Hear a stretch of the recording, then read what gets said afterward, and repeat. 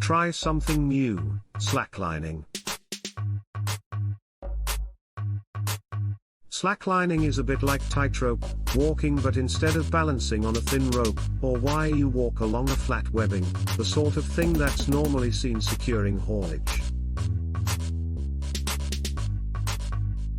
The line is anchored at each end around solid structures, usually trees.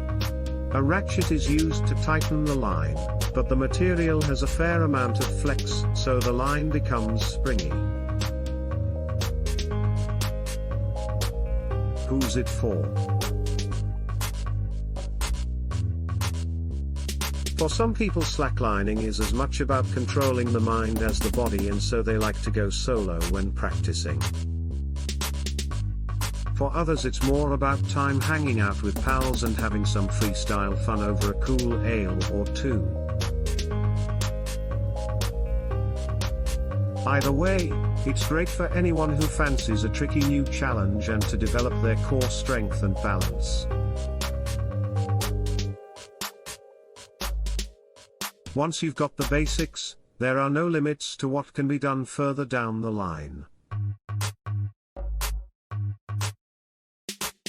Slacklining also lends itself nicely to family time.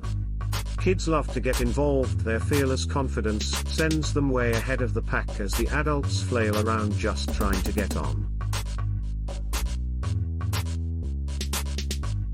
Where can I do it?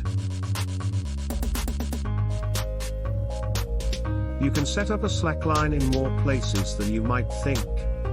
A freestanding rig in the backyard is suitable for most people to start out on.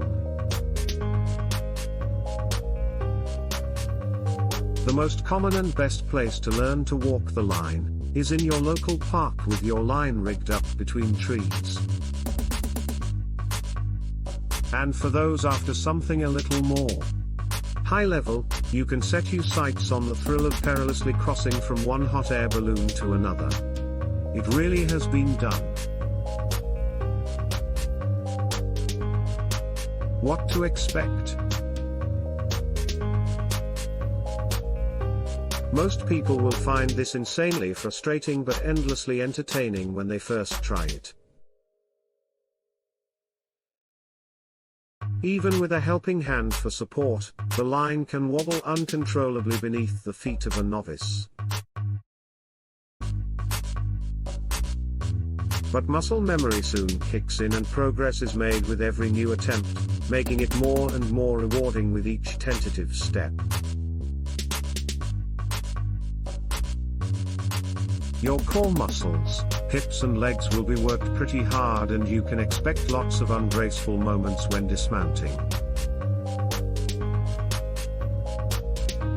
How to get started? Slacklines have started to pop up at indoor climbing gyms and outdoor pursuit centers, so that's a great place to have a go, as the landing will usually be padded. Some climbing centers even have clubs you can join, which is a great way to get some tips on how to master the basics. Many outdoor expo events will have lines set up for trying, and there are even slacklining festivals raising their heads as popularity for the sport continues to grow. Alternatively, take a walk through any city park on a summer's day and you'll likely spot some lines joining up the trees. And if you're feeling inspired, then why not buy your own slackline and just have a go? What to wear?